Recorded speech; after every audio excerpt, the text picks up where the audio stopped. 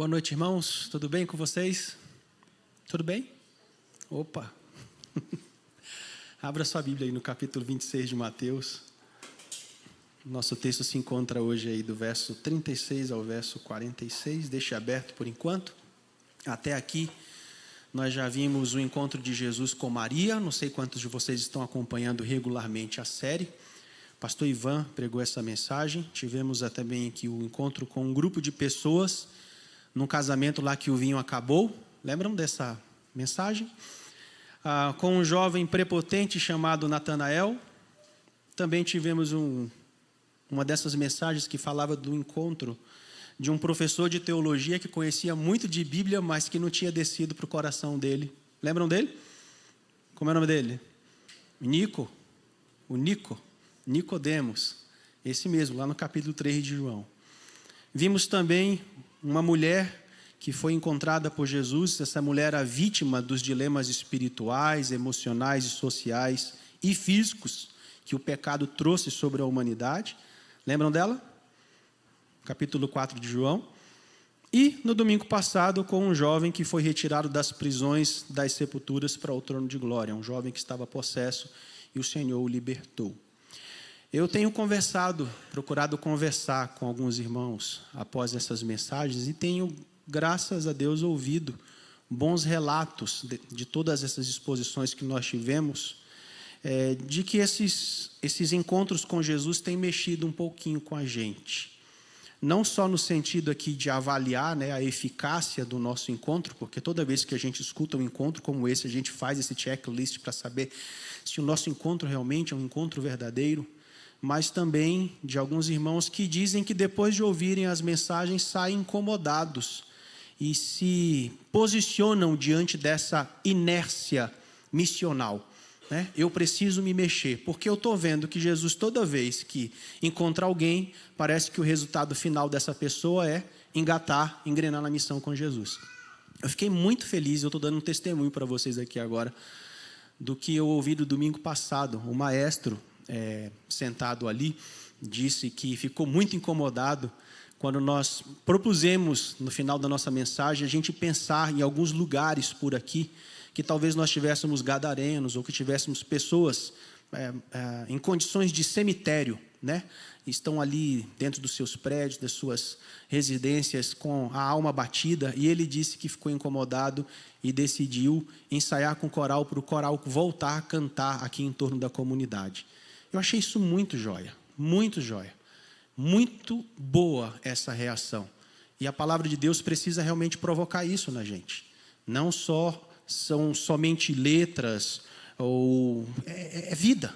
Uma vez que o Senhor encontra a gente precisa se dispor também a encontrar outras pessoas. Que o coral seja abençoado. Dia 26, maestro? Tem a primeira cantoria aí na rua. E se alguém quiser acompanhar o coral, mesmo não cantando, pode, para, de repente, passa alguém ali a sua oportunidade de orar, de ouvir uma pessoa, Eu me dispus a fazer esse movimento com eles também. E essa precisa ser a nossa resposta diante de tudo isso que a gente está ouvindo. Todos esses encontros que nós tivemos até agora expostos aqui, eles trazem pelo menos 3 pontos comuns que eu entendo que são de caráter pedagógico na postura de Jesus. Jesus, ele é didático aqui com a gente. Basicamente, nesses encontros que nós já vimos, eu enxergo primeiramente um Jesus que é compassivo, um Jesus também que nos seus encontros é confrontador e um Jesus que ele é missional. Compassivo por quê? Porque os olhares e ouvidos atentos de Jesus demonstravam que ele tinha uma maneira particular e pedagógica de acessar o coração dos seus ouvintes. Vocês vão lembrar na história de Nicodemos, vocês vão lembrar na história da mulher samaritana, vocês vão lembrar na história do casamento lá em Caná da Galileia. Jesus, ele gasta tempo com as pessoas. Jesus, ele investe nessas pessoas. Jesus, ele na sua postura demonstra de maneira muito fácil, e precisamos imitá-lo nisso, que ele está a fim de ouvir as pessoas, de ouvir e de observar com seus olhos atentos. Jesus é aquela pessoa que vai a lugares onde as pessoas não vão. Lembram? Quem teria coragem de ir naquele cemitério, por exemplo? Eu acho que nenhum de nós aqui. Jesus, ele vai a lugares que as pessoas não vão. Jesus, ele tem um compromisso, por isso ele gasta tempo e vai buscar pessoas para serem salvas. Uma outra forma que eu enxergo Jesus aqui é que esse Jesus, nesses encontros, é um Jesus confrontador. Por quê? Porque Jesus mostrava a esses personagens que o problema fundamental deles não eram as desculpas emocionais, não eram as desculpas sociais, não eram as desculpas materiais que eles apresentavam, e sim a raiz do pecado que havia no coração deles. Se vocês lembrarem dos últimos 3 encontros que nós tivemos aqui, nós vamos observar que essas pessoas primeiro apresentam desculpas emocionais, desculpas do dia a dia, desculpas físicas, e Jesus não está interessado primariamente nisso. Jesus está interessado no coração dessas pessoas. Por isso ele confronta essas pessoas com firmeza, mas com muito amor. Jesus é firme, mas Jesus ele é amoroso. Terceira forma que eu vejo Jesus aqui é um Jesus missional.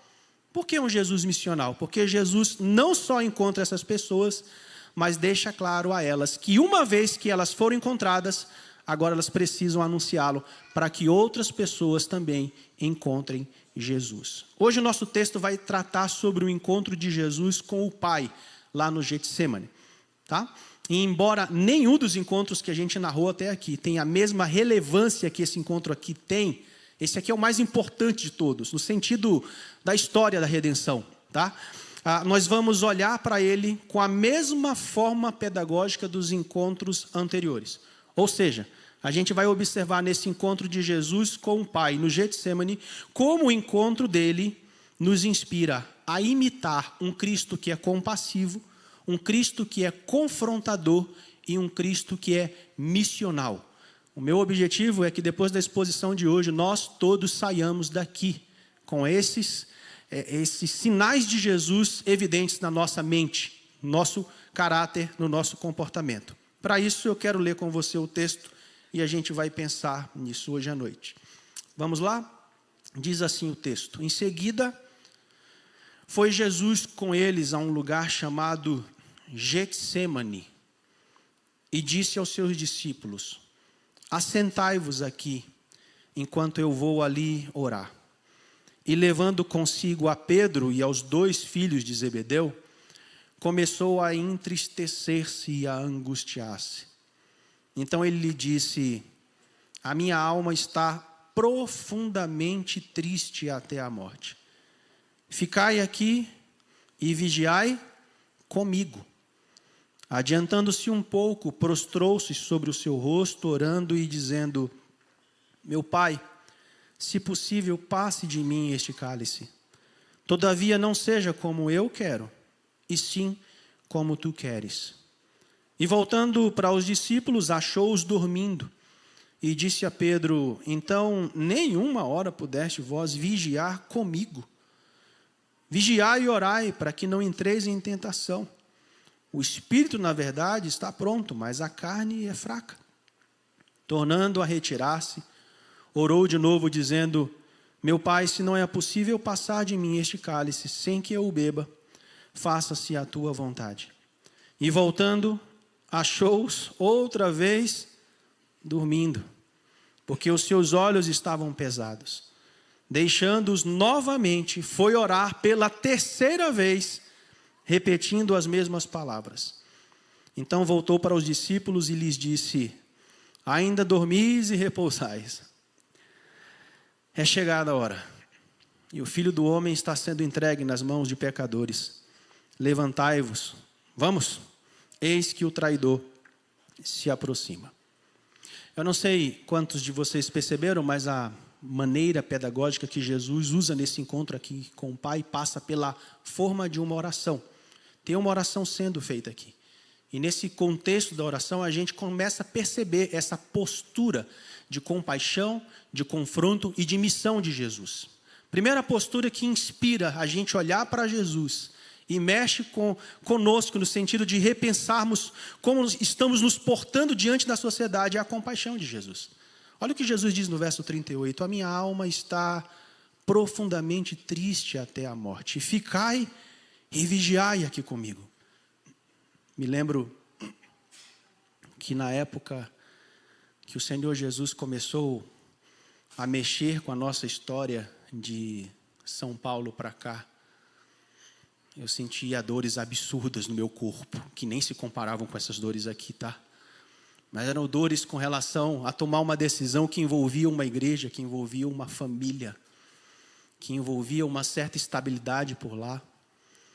E tentar entender se era realmente o Senhor que estava chamando a gente para cá. Irmãos, eu passei por muitas dores nas costas, no corpo, na cabeça. Foram semanas tentando entender o que estava acontecendo comigo. Quem de nós nunca passou por isso, né? O corpo fica tensionado, o sono fica agitado, até o humor muda. Me lembro que a única coisa que eu consegui fazer com os presbíteros da igreja naquele tempo foi dizer assim para eles: eu preciso que vocês orem comigo. O pastor Ivan disse hoje aqui pela manhã, Thalita, né, que disse na verdade, que quando soube da cirurgia do nenê, do Gustavo, ela não conseguiu orar. Ela não conseguia, apesar da fé dela estar firme em Cristo Jesus, ela não conseguia pronunciar as palavras. E ela disse que fez muita diferença quando alguns irmãos se dispuseram a não só orar por ela, mas orar com ela. Orar aqui, ó, no ouvido. É isso que está acontecendo aqui. Jesus, ele está com a alma destroçada. Esse homem que respirava compaixão, que era um exemplo de compaixão, agora treina intensamente o coração dos seus discípulos para demonstrarem compaixão pelos outros. O homem que antes orava pelos seus discípulos, que investia tempo neles, que fitava os seus olhos e amplificava a sua audição ao ouvi-los, agora diz: orem comigo, fiquem aqui, pertinho de mim. Quem nunca passou por uma situação como essa de não saber orar e quando alguém orou por você fez toda aquela diferença? Tem uma irmã aqui da igreja que eu não vou dizer o nome, mas todo dia, de madrugada, chega um versículo bíblico que é providencial. Como é bom acordar de manhã e ver aquele versículo ali. É uma oração quando o meu coração às vezes amanhece e não consegue orar. O Spurgeon escreveu assim, ó: a dor de sua alma era a alma de sua tristeza. Esses mesmos discípulos já haviam sido testemunhas do poder de seu mestre na ressurreição da filha de Jairo. E também testemunhas da glória de seu mestre no monte da transfiguração. Mas agora, eles eram testemunhas da agonia de seu mestre no jardim do Getsemane. O profeta Isaías escreveu Jesus como homem de dores e que sabe o que é padecer. Jesus sentiu tristeza e não foi só no Getsemane. Ele ficou triste com a morte de Lázaro e essa tristeza o levou a chorar. Contemplando a cidade de Jerusalém, assassina de profetas, rebelde e impenitente, Jesus chorou com profundos soluços sobre ela. Agora, entre a ramagem soturna das oliveiras, sob o manto da noite trevosa, Jesus começou a sentir-se tomado de pavor e angústia e declarou: a minha alma está profundamente triste até a morte. Não sei quantos de vocês já viram isso aqui de uma forma elucidada por C.S. Lewis no filme As Crônicas de Nárnia. Lembram daquela cena que Cristo vai para o sacrifício? A Lucy chega para ele, pequenininha, com aquele olhar infantil, e diz para ele assim: Aslan. Eu falei o quê? Cristo? Tá bom, Aslan. É que eu estou empolgado com a cena aqui. A Lucy chega para ele e diz assim: não vai. Aslan olha para ela e diz o quê? É preciso. É preciso. E os olhares daquele leão, se você já olhou de perto o filme e sentiu que mais ou menos o que está acontecendo por ali é um olhar dolorido. É um olhar um tanto assustado com o que está por vir. O que me encanta naquele filme é que Aslan poderia rapidamente dar um grito ali e resolver tudo, gente. Mas ele sabia o que era necessário fazer. Mesmo em meio às dores. Mesmo carregando os nossos pecados. Isso aqui me confrontou muito, irmãos. Porque mesmo vendo Jesus passar por essa dor, muitas vezes eu, André, brinco com a misericórdia dele sobre a minha vida. Muitas vezes Ele morre pelos meus pecados, mas eu brinco com os pecados. Muitas vezes eu faço momentos de alegria e entretenimento com os pecados que mataram o meu Salvador. O mínimo que eu deveria fazer diante disso aqui era fugir do pecado. É fato que Jesus poderia suportar tamanho sofrimento. Ele poderia, mas na sua perspectiva encarnacional, daquele que é 100% homem, 100% Deus, ele demonstra de forma clara e intensa aos seus discípulos que após a sua partida, a oração uns pelos outros e uns com os outros seria fundamental para se manter disposto a continuar sendo compassivo com os demais na missão que eles receberiam de Cristo. Nesse sentido, meus irmãos, muitos de nós sabemos como é importante a oração com alguém. Como é importante saber e ouvir que alguém está orando por nós. Como faz diferença. E não falta oportunidade para a gente, não é? Você já orou com uma criança? Não, eu não sei falar como uma criança. Mas não é sobre falar como criança, é se agachar e orar com uma criança. Já orou com uma criança? Sabia que tem crianças aqui na igreja que precisam de oração? Constantemente. Já orou com um adolescente? Eu não sei falar a linguagem adolescente. Não é sobre isso. É simplesmente sobre chegar ao lado e dizer assim, posso orar por você hoje? Irmãos, nós não sabemos o resultado tão profundo que há quando nós ousamos fazer esse tipo de movimento. Já orou com jovens? Já orou com um irmão de idade que está passando por uma daquelas fases difíceis de saúde que ele precisa ser constantemente nutrido de oração? Uma vez no mês, no outro mês, no outro mês, no outro mês. É algo que não é ocasional. É um estilo de vida. Já pensaram no que aconteceria conosco enquanto cristãos, enquanto famílias, enquanto igreja, se nós orássemos mais pelo próximo e com o próximo? Sabiam que a oração, ao mesmo tempo, ela aproxima a gente e protege a gente como povo de Deus? Faz parte da sua agenda de 168 horas na semana orar com alguém e por alguém? É isso que você define como prioridade da sua agenda? Experimente essa semana ouvir alguém a fim de se dispor de orar de verdade com ela. Dividam as cargas de vocês, mas acima de tudo apresentem as suas cargas ao Senhor de vocês. É isso que acontece quando a gente ora junto. Irmãos, a dor de Jesus era tão intensa que a sensação era de que o inferno veio até ele no Getsemane e no Gólgota. Sabe o que significa a palavra Getsemane? Para a gente ter uma ideia, significa prensa de azeite, lagar de azeite. Foi nesse lagar de azeite, onde as azeitonas eram esmagadas, que Jesus experimentou a mais intensa agonia. Ali ele travou uma luta de sangrento suor. Ali o eterno Deus feito carne dobrou sua fronte e com o rosto em terra orou com forte clamor e lágrimas. Ali o bendito Filho de Deus se rendeu incondicionalmente à vontade do Pai para remir um povo por meio do seu sangue. Eu e você. Ali ele foi traspassado. Ali ele foi esmagado e moído pelos nossos pecados. O seu corpo foi golpeado e ali ele parecia suar sangue. O evangelista João nos informa que Jesus saiu do cenáculo para o jardim, na sequência desse texto. E essa não foi uma saída de fuga. Jesus não fugiu. Ele disse, é necessário. Foi uma saída de enfrentamento. Ele não saiu para esconder-se, mas para preparar-se. Ele não saiu para distanciar-se da cruz, mas para caminhar em sua direção. Jesus não só demonstra na sua oração o ápice da sua compaixão, uma vez que ele seria abandonado pelo seu Pai, mas chama os discípulos agora para gravarem as circunstâncias deste evento no coração, para que eles suportassem a missão que estava por vir. Se os discípulos aqui não entendessem o que Jesus estava fazendo e sentindo ali, na primeira oportunidade, irmãos, que Cristo não estivesse com eles, a marca da compaixão de Cristo neles, isso seria trocado pelo desejo de justiça com as próprias mãos. Não é assim que acontece? Já percebeu quando a gente está com o sangue nos olhos para fazer justiça com as nossas próprias mãos?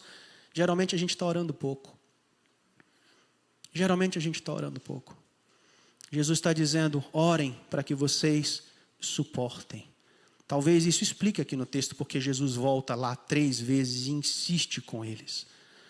Talvez para que demonstrasse uma profunda prova de que eles entenderam o que era essa compaixão. Que tristeza, meus irmãos, percebermos como nós vivemos um mundo cada vez mais sem compaixão. Me lembro que o preletor da conferência missionária terminou a conferência missionária falando sobre isso. Vivemos um mundo sem compaixão. Pessoas muito ocupadas, pessoas que estão na correria e que estão perdendo a oportunidade de conhecer e desenvolver a compaixão. Tem pouco tempo que isso aconteceu comigo. Estava aqui, uma atividade dos adolescentes, eles foram para os PGs, chegou uma senhora do meu lado, e eu vim de uma semana realmente muito corrida, com estudo, com aconselhamento, com visita, com situações em casa, fora de casa, e era 9 horas da noite, ela parou do meu lado, e ela de repente disse assim, o senhor é o pastor André? Eu disse, sou. Eu trouxe meu filho já a segunda vez aqui, ele não é da igreja, mas ele veio participar das atividades aí. E essa mulher começou a discorrer a história dela para mim. E, irmãos, eu confesso para vocês que no primeiro momento eu não estava muito afim de ouvir a história dessa pessoa. Eu tive que orar na minha mente enquanto ela falava. E tive que dizer assim, Senhor, me dá compaixão por essa mulher. Me dá ouvidos atentos para ela. Ela não está aqui por acaso.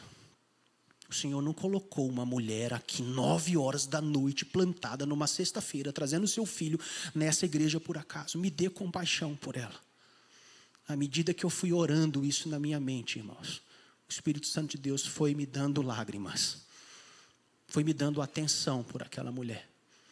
E a conversa durou 47 minutos, em pé.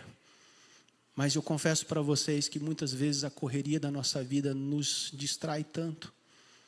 E a gente perde as oportunidades. Graças a Deus que naquele dia eu ainda consegui fazer essa oração. E o Espírito Santo de Deus disse, me deu condições de ouvir atentamente essa mulher e orar por essa mulher. Eu fico me perguntando, né? Se nós que temos o poder e a autoridade concedidas por Deus para ajudar as pessoas não fazemos isso, quem é que vai fazer? Quem é que vai fazer? Jesus aqui estava, em outras palavras, dizendo a eles, sintam a minha dor para que quando eu partir, vocês se mantenham sensíveis e compassivos às dores que vocês vão sofrer por causa do meu nome. A gente não é mais sensível quando a gente passa pela dor do outro? Não é assim que funciona? A gente dá um passo atrás, escuta com mais atenção, porque a gente sabe o que o outro passou, porque eu já passei. Muitas vezes a gente engessa, né? Muitas vezes a gente recupera a estabilidade e se torna novamente uma pessoa insensível. Enquanto no cenáculo Jesus ensinou sobre compaixão, lavando os pés dos seus discípulos, aqui no Getsêmani, ele ensina sobre compaixão, expressando a importância de ter amigos na caminhada cristã, que demonstrem empatia nos dias de luta, de tristeza, de lágrimas e de solidão. É triste dizer isso para vocês, mas eu tenho a impressão aqui que os discípulos ainda não tinham virado essa chave. Sabe por quê? Eles não perceberam que antes de serem chamados para orar com ele no Getsêmani, o que Jesus fez com eles? Orou com eles. Será que isso não significou nada para eles? Quando alguém ora por você, será que isso não significa nada por você? Tem gente que gosta de dizer isso, né? Ore por mim, mas você transforma esse movimento em oração por outra pessoa? Disponibilizar os seus ouvidos e o seu coração para ouvir uma pessoa? É triste dizer isso, mas assim como os discípulos, parece que algumas pessoas também ainda não viraram a chave. No cenáculo, Jesus consolou os seus discípulos, falando-lhes acerca do envio do Espírito Santo e de sua gloriosa segunda vinda. Quais são as palavras que nós usamos para consolar as pessoas em dias de dores? Você prega a doutrina da ressurreição, você prega sobre a obra do Espírito Santo, são essas suas mensagens que vêm à sua mente. Você tem textos bíblicos que podem trazer vida a um coração que está morto. Jesus faz isso. No cenáculo ele orou com eles, e só depois desse cuidado pastoral é que Jesus travou a sua mais intensa luta no jardim do Getsêmani. Aqui, irmãos, Jesus admite a sua angústia para si. Ele admite a sua angústia para os seus discípulos. Ele admite a sua angústia para o Pai. Jesus sabia que a hora agendada na eternidade havia chegado. Imaginem esse momento na história. Marcos 1,15, Jesus chega, pisa na terra, inaugura o seu ministério público e diz: arrependei-vos porque é chegado o reino. Já pensou esse momento na história? Aqui é outro momento na história. Se vocês observarem, Jesus várias vezes diz o quê? A minha hora não é chegada. O que Jesus diz aqui agora? Chegou. Chegou. Não havia improvisação nem surpresa. Essa hora passaria pelas angústias do Getsêmani e pela agonia do Calvário. E seria muito bom que seus amigos estivessem orando por ele e com ele ali. Jesus nos ensina nesse encontro com o Pai sobre compaixão. Está sem compaixão? Está sem paciência? Ora, pelo menos ora. Tem gente que está tão seco que nem ora, mas ora. Faça esse exercício. Peça para alguém que ore por você. Não consigo ter compaixão. Ore ao Senhor e Ele pode lhe conceder isso. Confrontação é a segunda postura que eu vejo de Jesus aqui que Ele ensina para a gente. Verso 41, Ele diz: vigiai e orai para que vocês não entrem em tentação. O espírito, na verdade, está pronto, mas a carne é fraca. Veja aqui como parte do modelo pedagógico de Jesus, Ele não para por aqui. Ele demonstra compaixão, mas Ele não perde a oportunidade de exortar os seus discípulos. Parece que Jesus faz isso em muitas histórias, né? Lá no capítulo 8 de Mateus, do verso 23 ao verso 27, naquela história do barquinho, vocês podem ver que Jesus, Ele para a tempestade. Os discípulos ficam maravilhados quando Ele faz isso, mas Jesus não perde a oportunidade de pregar para eles naquela situação. Ele diz o que para eles? Homens de pequena fé. Deixa eu dar uma aula de fé para vocês enquanto a gente está aqui no meio dessa tempestade. Jesus, Ele confronta. Penso que eles ainda não conseguiam dimensionar que Jesus estava tomado de pavor e angústia pela antevisão de que seria desamparado pelo Pai. Este era o cálice amargo que Jesus estava prestes a beber e que após a partida dele, os discípulos também teriam que de alguma forma beber. Por isso Jesus os chama a participar profundamente deste momento. Como? Vigiando e orando, para que eles não reagissem segundo o seu coração quando eles fossem perseguidos por causa do nome de Jesus. Mesmo sendo claro aqui na teoria e na prática da sua escola, que eu chamo numa escola de 3 anos com os discípulos, esses discípulos pareciam ainda não entender com profundidade o que estava por vir. Os seus olhos ainda não eram completamente espirituais. Já tem alguns domingos que o Senhor tem nos chamado para termos olhos espirituais para as coisas. Já tem alguns domingos que nós temos escutado isso nas nossas mensagens. Olhos espirituais. Os discípulos pareciam aqui ainda não ter. Embora estivessem ali com Jesus, pareciam estar somente de corpo, mas não de alma. A prova disso é a reação deles ao Jesus ser entregue aos soldados. Lembram? Se ler um pouquinho mais o texto para frente, enquanto a angústia de Jesus resultou em obediência ao Pai, a angústia dos discípulos resultou em obediência ao quê? Ao senso de justiça do coração deles. Quando a gente não ora, quando a gente não vigia, quando a gente não nutre o nosso coração diariamente, facilmente, o nosso desejo de justiça, ele vai ser evidenciado. Aqui cabe uma pergunta para nós. Nós temos concentrado os nossos esforços em lutas terrenas ou espirituais? Dentro do teu casamento, por exemplo. Você não considera olhar isso para isso com olhos espirituais? Na criação dos seus filhos, você não considera olhar para isso com olhos espirituais? Você acha que é só uma questão emocional? Você acha que é só uma questão física? Só uma questão comportamental? Você não percebe que existe do lado de lá também um coração que é dominado pelo pecado, que está morto espiritualmente e você está batendo com a ferramenta errada? Nós entramos em pane ou nós nos curvamos mais em oração quando nos vemos em situações de conflitos? Temos usado armas terrenas para questões espirituais? Vai perder todas as batalhas. Vivemos sob a perspectiva de um reino terreno ou de um reino espiritual? Como eu disse a vocês, meus irmãos, esses encontros com Jesus são muito preciosos para nós. É incrível a gente ver, por exemplo, como Jesus impacta a vida de Pedro aqui, um dos personagens que tenta assumir o protagonismo da redenção nessa cena. É isso que ele faz. Na cena, o Pedro de olhos terrenos é exortado por Jesus para que ele se concentre nas coisas espirituais. Depois que Pedro vira essa chave, é ele quem escreve para nós 2 cartas. Incrível, né?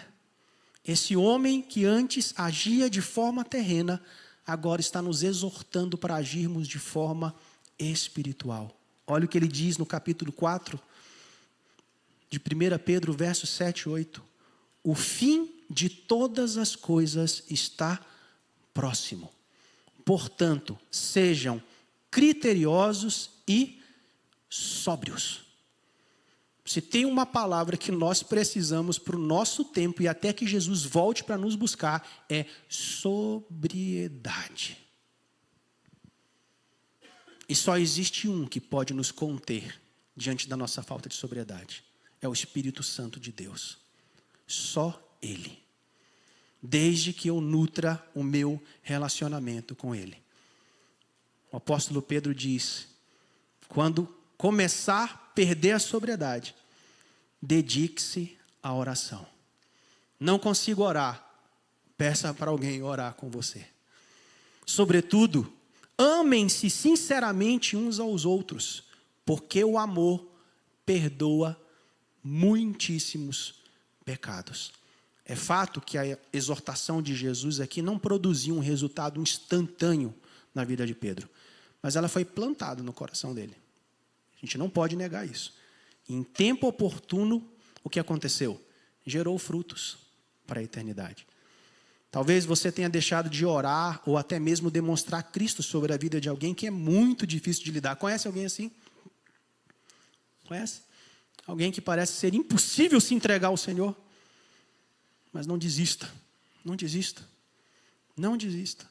Eu gosto muito de uma citação do Lu Priolo, num livro que é para filhos, mas a gente pode trocar essa palavra aí, pais cristãos, e a gente pode aplicar para a gente isso. O Lu Priolo diz assim, pais cristãos. Coloque aí uma outra situação. Coloque aí um nome de uma pessoa que você até deixou de orar, está desmotivado, nem tem mais compaixão por essa pessoa. Diga assim, não desistam de fazer o bem. Por quê? Porque no tempo certo, vocês colherão se não desfalecerem. Lembre-se que, em geral, não é enquanto você está fazendo, mas depois que você fez a vontade de Deus, dia após dia, sendo compassivo, estando sóbrio, buscando o Senhor em oração, você, dia após dia, por um período de tempo, que você obterá a promessa. Ainda bem que o Senhor Jesus não desiste dessa turma. E pelo contrário, Ele transforma essa turma na caminhada. A terceira postura que a gente enxerga aqui em Jesus, e a última, é a sua missão. Ele é um homem de compaixão. Ele é um homem de confronto, com firmeza e amor. E ele também é um homem de missão. Verso 45, verso 46 diz, eis que é chegada a hora e o Filho do Homem está sendo entregue nas mãos de pecadores. Levantai-vos, vamos, eis que o traidor se aproxima. Depois de mostrar que o seu modelo de compaixão, depois de confrontar os seus discípulos a ativarem os seus olhos espirituais, Jesus os lembra da missão. Como eu disse para vocês no domingo passado, a maior demonstração que podemos dar ao Senhor de que entendemos a missão, de que Ele nos salvou, é quando nós engajamos na missão da evangelização. Quer provar que entendeu o que aconteceu com você? Você tem que estar pregando. Você tem que estar anunciando o Senhor. Se você não está anunciando o Senhor, para que outros sejam encontrados, é muito possível que você ainda não foi encontrado. Todos os verdadeiros encontros com Jesus terminam em missão. Todos os verdadeiros encontros com Jesus terminam em missão. Os discípulos de Jesus não oraram nem vigiaram. Por isso eles dormiram. Os seus olhos estavam pesados de sono porque o seu coração estava vazio de oração. Porque não oraram, caíram em tentação e fugiram quando deveriam estar presentes. Sem oração, a tristeza nos domina. Sem oração, agimos na força da carne. Sem oração, nós comprometemos a nossa vocação e a nossa missão. Sem oração, nós comprometemos a nossa identidade e comprometemos a nossa missão. O que nós vemos aqui é um divisor de águas no discurso de Jesus. Diante de todas as vezes que ele disse que a hora dele ainda não era chegada, agora ele muda o discurso e diz: eis que é chegada a minha hora. O Getsemane aqui, irmãos, era o prelúdio do Calvário. A porta de entrada para a cruz. Foi no Getsemane que Jesus travou a maior de todas as guerras. Ele se entristeceu porque bebeu o cálice da ira de Deus e sofreu a condenação que nós deveríamos sofrer. Era uma solidão perturbadora que Jesus sofreu sozinho. E embora os discípulos estivessem dormindo e desconcentrados da missão, foi ali que Jesus, extremamente concentrado, não se desconcentrou da missão e venceu a batalha por nós. Infelizmente, há muitos cristãos desconcentrados, por exemplo, no momento político que a gente vive no nosso país. Sabia? Tem muito cristão que se desconcentrou e comprometeu a sua identidade e a sua vocação. Eu reconheço que a gente vive um momento político muito difícil. Eu não sei o que tem para os próximos anos. Mas a Igreja de Jesus, ela não é um quarto, nem um quinto poder que vai se parear no nível de autoridade dos nossos três poderes. Nós não podemos fazer isso. Tem muita gente que fez isso. A igreja não é um quarto ou um quinto poder que vai dividir essa autoridade. Não. A nossa autoridade é outra. A nossa autoridade é do céu. Nossa autoridade é daquele que coloca governo e tira governo. Nossa autoridade é daquele que vem vencer. No final, ele vence. Ele é o grande presidente, ele é o grande governador. Infelizmente, tem muita gente desconcentrada. Como eu disse a vocês, se a igreja de Cristo comprometer a sua identidade, ela vai comprometer a sua vocação. Olha o Pedrão aí de novo. O que é que Pedro fez? Comprometeu a identidade. A reação dele não condizia com um cristão. E olha que ele vinha sendo alertado. Ele estava indo para a igreja, domingo após domingo. Mas na hora que precisava reagir como cristão, infelizmente, ele falhou. Agora, crente em meio à perseguição na sua época, o Pedro transformado, ele diz: vós, porém, são geração eleita. Lembram 1 Pedro 2,9? Vocês são sacerdócio real. Esse é o status de vocês. Vocês são nação santa. Vocês são povo exclusivo de Deus, com o objetivo que é anunciar as grandezas daquele que os chamou das trevas para a sua maravilhosa luz. Quando Jesus orou: Pai, se possível, passe de mim este cálice, todavia não seja como eu quero, e sim como tu queres. Jesus não estava se eximindo da sua missão, pelo contrário. Aqui Jesus estava ratificando o princípio da sua missão, que também é a nossa missão. E qual é a missão? Obedecer ao Pai. A missão era pregar o evangelho puro e simples. Essa é a missão do cristão, a tempo e fora de tempo. Como eu disse a vocês, quem não prega o evangelho, só há 3 opções. Ou você está desobedecendo a Deus, ou você está subestimando o poder do evangelho, ou você ainda não foi alcançado pelo poder do evangelho.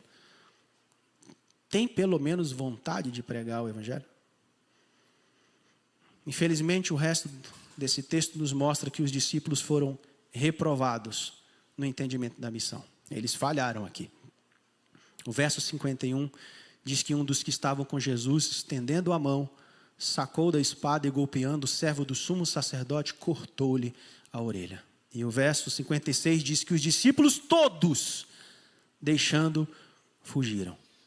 É fato que mais tarde, graças à misericórdia e poder de Cristo, ele os regenerou por completo. Mas Jesus não. O grande modelo dessa história caminha daqui em frente para a cruz, como um rei caminha para a coroação. Ele triunfou de joelhos no Getsemane e está pronto a enfrentar os inimigos e a morrer vicariamente ali na cruz. Spurgeon diz, nessa mesma linha de pensamento, o esmagamento na prensa de azeite estava acabado. A longa espera pela hora da traição terminou. E Jesus se levantou calmamente, divinamente fortalecido para passar pelas terríveis provações que ainda esperavam por ele, antes que cumprisse plenamente a redenção do seu povo eleito. Irmãos, eu concluo a exposição dessa noite, como eu concluí a da semana passada, para que a gente peça a misericórdia a Deus, mas que a gente reaja à misericórdia de Deus. Tome uma decisão, faça um acordo com o Senhor diante da compaixão, diante de ser uma pessoa que confronta com amor e firmeza e de uma pessoa que está engajada na missão. Lá atrás nós ouvimos Jesus falar que a hora era chegada, certo? Daqui a algum tempo nós vamos ouvir falar de outra hora que é chegada. E que hora é essa? A sua volta. Jesus vai voltar. Lá atrás os discípulos não estavam preparados, uma vez que ainda não haviam entendido com profundidade o modelo de Cristo compassivo, o Cristo confrontador e o Cristo missional. Eu oro para que, quando Ele disser novamente, Ele vai dizer, hein, em bom e alto tom, cheguei, voltei, nós não estejamos desconcentrados, correndo o risco de ainda não termos sido encontrados por Ele e por fim vivermos eternamente desencontrados. Eu oro para que, quando Ele disser novamente, cheguei, gente, aquele grande dia, voltei, nós escutemos a voz que dirá, venham benditos de meu Pai, recebam como herança o reino que foi preparado para vocês desde a criação do mundo. E não a voz que dirá, malditos, apartem-se de mim para o fogo eterno, preparado para o diabo e os seus anjos. Eu oro para que nós aprendamos com Cristo neste encontro com o Pai. E que nós o imitemos. Como? Sendo compassivos. Sendo verdadeiros confrontadores pela palavra. E com um coração apaixonado pela missão que recebemos de anunciar Cristo, para que outros que ainda não o conheceram, sejam também encontrados. Quero orar com vocês uma canção, que vai ser uma resposta nossa para o Senhor. Mas antes da gente cantar, quero te dar alguns minutos para você refletir sobre isso, pedir misericórdia ao Senhor, e que Ele nos capacite a colocar isso em prática. Gasta um tempinho de oração.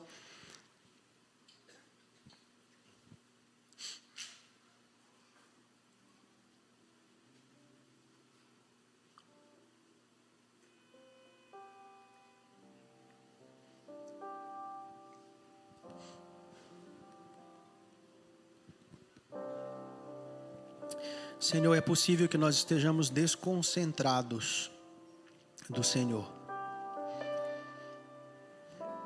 Esse mundo tão agitado de tantos convites, de tantos espetáculos, tem feito a gente perder a atenção no maior espetáculo, que é o espetáculo da redenção. E nós queremos pedir a ajuda do Senhor nessa noite. No dia que o Senhor disser que chegou o grande dia, nós queremos estar prontos para ver de perto esse Jesus que é compassivo, que ali enxugará as nossas lágrimas, de ver esse Jesus que é confrontador, que não desiste da gente, que prega com amor, com firmeza e que nos salva em tempo oportuno, de ver esse Jesus missional, de ver esse Jesus que não fugiu da raia, de que foi lá e fez esse sacrifício por nós. Sacrifício que nenhum de nós aqui teríamos coragem de fazer, Ele fez por nós. Nos ajuda, Senhor, a participar do Teu sofrimento também. É uma oração tanto esquisita de fazer, mas aqueles que seguem o Senhor participam da glória do Senhor, mas participam também do sofrimento. Nos ajuda, Senhor, a entender o Teu sofrimento, para que a gente também entenda o sofrimento de outras pessoas que ainda não Te conhecem. Nos ajuda a não brincar, a não flertar com o pecado que matou o nosso maior amigo. Nos ajuda a fugir do pecado. Peço ao Senhor que tenha misericórdia de mim e dos meus irmãos nessa noite, e que desperte em nós um senso de urgência pela missão que está diante de nós. Não sabemos quanto tempo temos aqui nessa terra ainda. Não sabemos se chegaremos aos 80, aos 90. Pode ser que hoje à noite o Senhor volte para nos buscar. Queria muito ser encontrado servindo o Senhor quando o Senhor voltasse para me buscar. Queria ser encontrado aconselhando, pregando, falando de Jesus quando o Senhor voltasse. Peço ao Senhor que desperte a gente, que não seja um movimento ocasional, circunstancial, mas que seja um estilo de vida nosso. Pregar o Evangelho a toda criatura, diariamente, com as nossas ações, com o exemplo de Cristo em nós e através de nós. Obrigado pelo que Tu fizeste por nós, Senhor. É um tanto constrangedor diante de tantas falhas que nós cometemos diante de Ti. Mas nós queremos começar nessa noite com uma nova postura, a postura de filhos de Deus. Uma postura de pessoas que vão investir nessa semana em oração, em meditação na Tua palavra, uma postura de sobriedade diante de tudo que está acontecendo nesse mundo. Não nos deixa, Senhor, perder diante dos passarinhos e das belas flores que nos encantam. Nosso compromisso não é aqui, mas é com a eternidade. Tenha misericórdia de nós e que Tua palavra produza frutos no nosso coração nessa semana.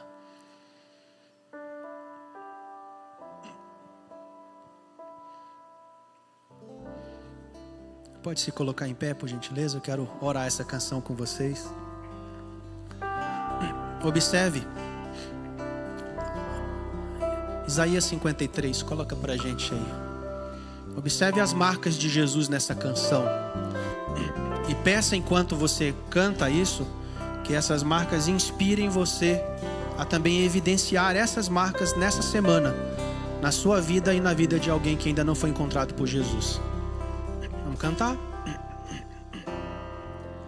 Ele não tinha qualquer beleza ou majestade para nos atrair.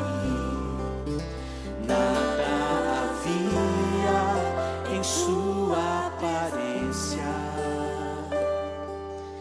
para o desejar,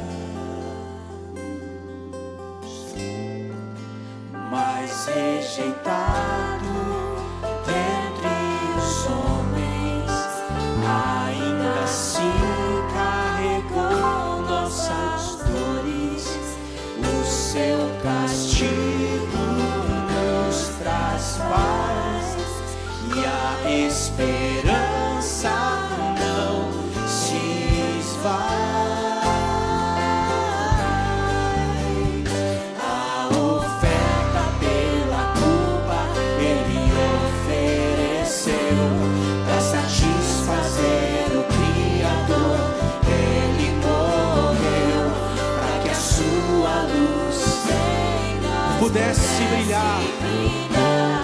O Filho do amor se entregou em nosso lugar.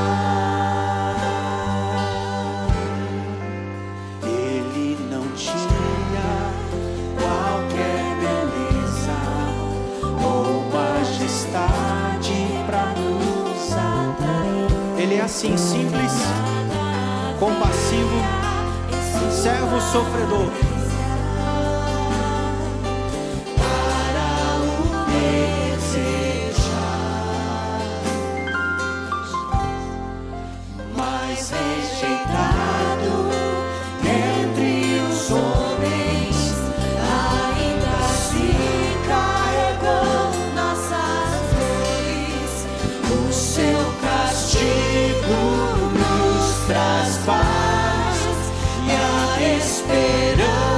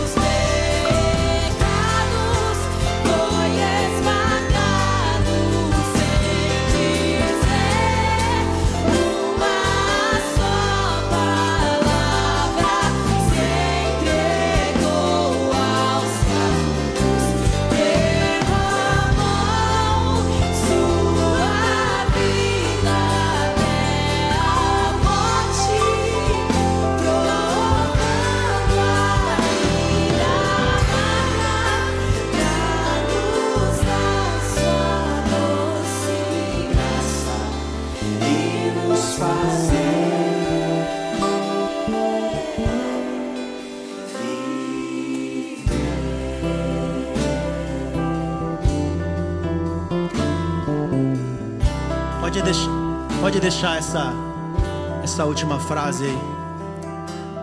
Aí, ó. Ele fez tudo isso para quê? Para nos dar sua doce graça. Já provou da doce graça de Jesus? Então tem que contar para alguém. Não pode ficar só com isso para você, não. Você tem que contar para alguém. Coloca já alguém aqui antes de sair desse culto no teu coração. Para quem que eu vou falar sobre essa doce graça essa semana? E nos fazer viver. Nós não estamos mais mortos nos nossos delitos e pecados. Uma vez que a gente recebeu vida, agora a gente espalha a vida. Está com a gente, é a nossa vez. Pensa nisso e toma uma decisão diante do Senhor. Oportunidade e pretendentes não vão faltar, irmãos, eu garanto para vocês. Garanto para vocês. Que a graça de Jesus, o amor de Deus, o nosso Pai, e a comunhão do Espírito estejam conosco hoje e até o grande dia que Jesus voltará para nos buscar. Amém.